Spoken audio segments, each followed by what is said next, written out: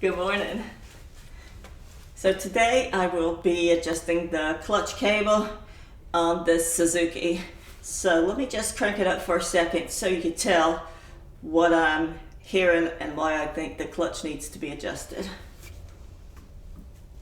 For one, it's really hard to pull.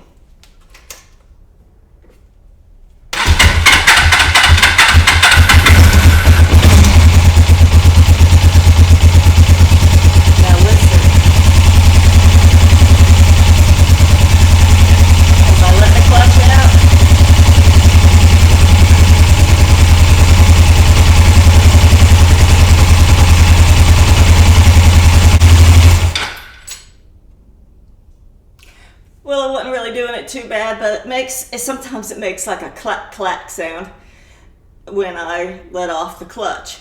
And even sometimes it will almost lurch forward like it's in gear when I have it open. So this should have like 4 millimeters of play, and it really doesn't have any. I mean, I could move it around just a tiny bit, but primarily up and down. It doesn't do anything. Back and forth is where the play's supposed to be, and it's not really too good. And I've watched different videos and they're like, oh, just turn this nut on it and it'll loosen it. And I've turned it and it just seems like this whole wire, the whole cable is turning.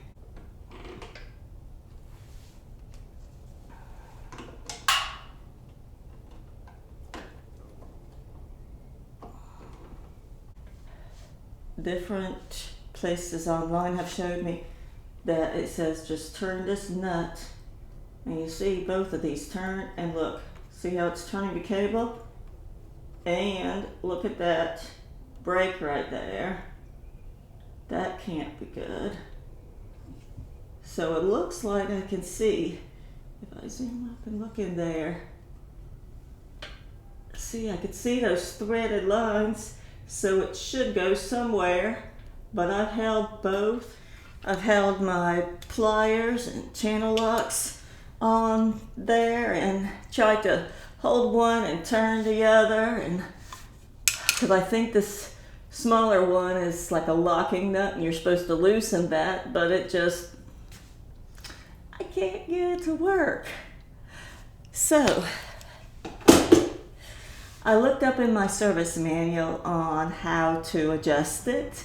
Instead of just watching online and reading about it online, I actually went to the service manual, and it said that it mentioned this to turn that, they call it a knurled nut, K-N-U-R-L-E-D. That's a weird word, knurled.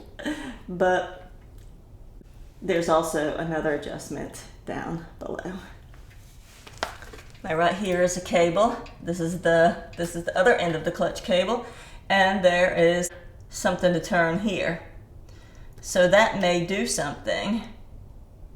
It says loosen this, turn this in, and so then it says to loosen this, and then it says to take this nut that's on here, loosen it, and then turn the screw in until it touches, till it's tight, and then back it off a quarter to a half a turn. That's almost, I guess it's similar to how you would adjust the fuel screw on the carburetor. Tighten it down and then release it a little bit till it's the right adjustment. And I don't know if y'all saw yesterday's video or not, but this is the video I was trying to do yesterday, was adjusting this lever. And it does feel like it has more play in it now. So I needed to take that door off, and there was a stripped screw. And it gave me all kinds of problems. That was the worst. It took all day to fix it. And since I didn't really know how to use that tool that screw extractor tool. It's pretty much self-explanatory. There's a drill bit in there and there's the tool. So you assume you would drill in there, put the tool in, and then remove the screw. But I didn't know how far in you had to drill. And I didn't want to drill too far because I don't know what's behind here. What happens if I drill a hole in there and it drills through the crankcase, shoots oil out? I don't know. So I'm trying to be extra careful at what I'm doing. Now I can see that there's just two long tunnels here that the screws screw into, so I would have been safe as long as I went straight into the screw and didn't get into the threads of in here. I would be fine, but you know, when you can't see what's behind there, you don't know. So I really wasn't drilling far enough, and that was what the whole problem was, what that took me so long to figure out. I finally just was like, I don't care. I gotta get this screw out. I'm just gonna drill a drill. And I could see little pieces of metal falling out all over the place. But then it worked. I got the screw out. So I figured I better make a video of that. So that was the point of yesterday's video, was whoever needs to know how to use a screw extractor, I showed them, and that was it. I'm nervous about it, but it's a door. They gave us access to it. It's just a screw. It shouldn't be that big of a deal. So let me do what the service manual says, and maybe that will solve that clinking sound. So that's what it looks like in there. And so this nut needs to be loosened, and then this needs to be tightened down and then loosened a tad bit. And that should be all it takes. And I'll show you something. When I pull the clutch, the clutch, see, it turns. So the cable here is just going down into here, and I assume it's just hooked to something similar to the way the carburetor works, and it just pulls up, and that's what makes it roll that way. So let me see. Just loosen it a little bit. Okay. And then here's my flat. So turn it, tighten.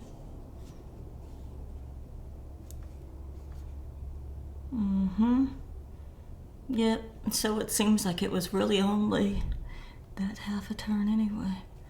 So now I'll back it out a half a turn and tighten it.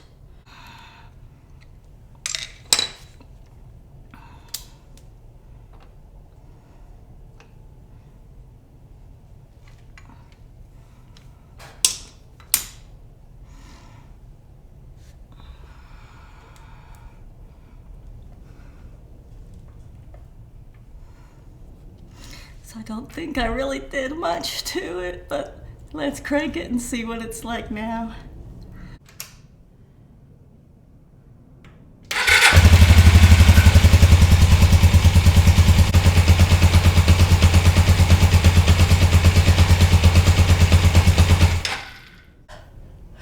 Well, it's still clanking away. Using logic, I would say this cable is only one length. It only gets, if it's tight here, it's loose there. If it's loose there, it's tight here.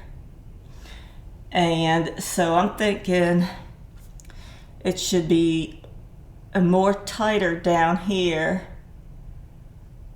so it will be looser up here. It does feel like there's more place, so I maybe gave it some loosening.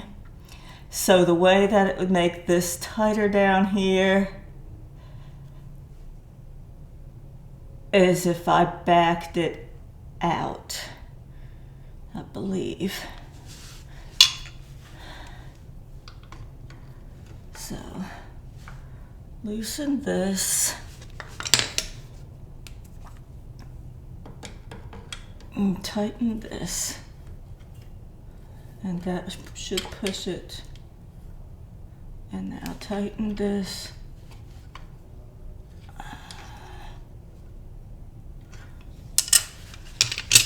And now try it.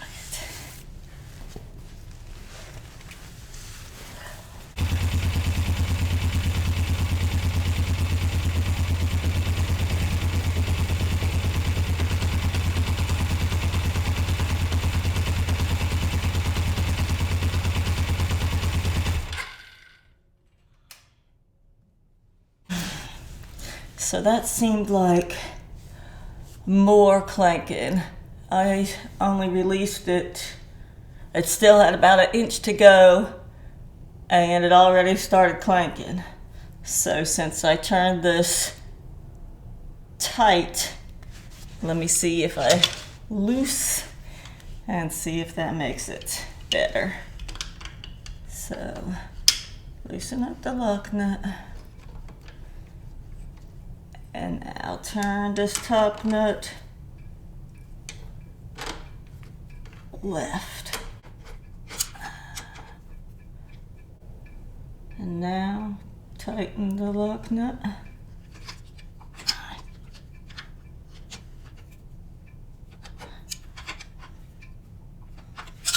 And try it there.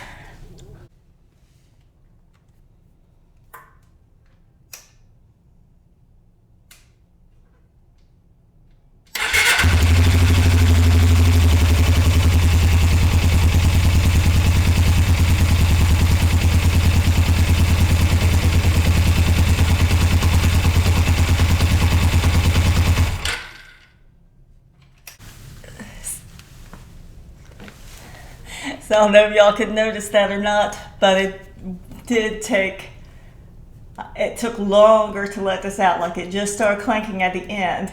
So I think the way I'm going is good.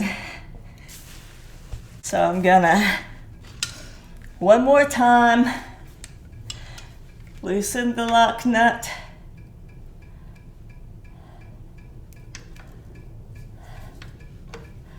And turn this top one a couple more turns this way.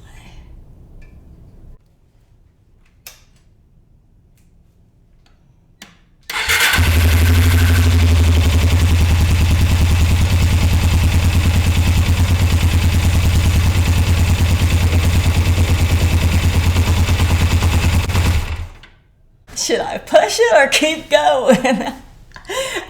It seems like it was right at that very last bit started clanking. So let's see. Loosen it.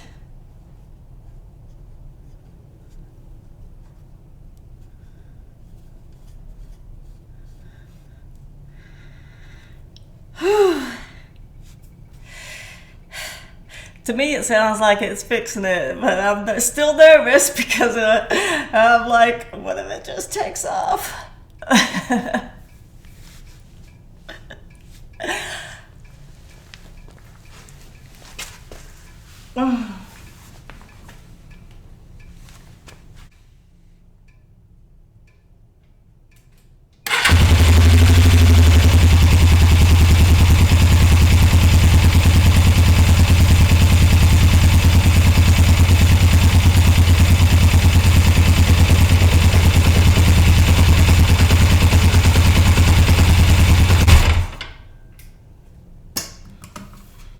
You know, I can live with that.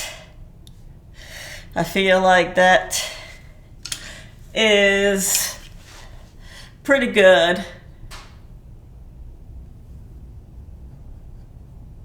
So let me just tighten it up real good at this. Let's see, this way. So, all that work I did yesterday, I mean, you should have seen that stripped screw. I tried everything. I even got the Dremel tool with the cutting disc on it and cut a slot across it so I could use a flat screwdriver to try to turn it. I was white knuckling it and everything. It did not come off.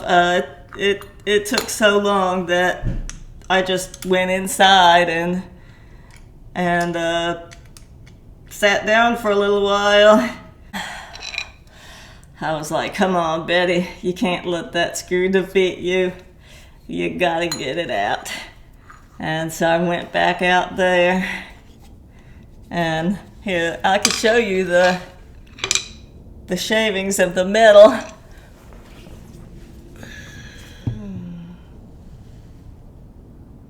See all that? That's what came out. There's still some on the muffler, and that is where it was. But when I bought the tool, I bought another screw too. They didn't have the exact same length, but it was just a tiny bit shorter, so I think it should work. They had one that was a lot longer too, and the way that I see these screw holes in there, the longer one probably would work. But let me grab that shorter one, put it in, see if it goes in tight and good. If it does, we'll call it a day.